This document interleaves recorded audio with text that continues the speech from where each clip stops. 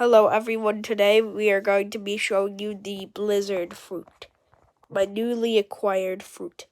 Here's just a quick spam, good for PvP, easy damage, it's pretty good. It's not good for hunting like magma is though.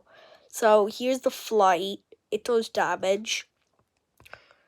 These just throw a bunch of projectiles, whatever.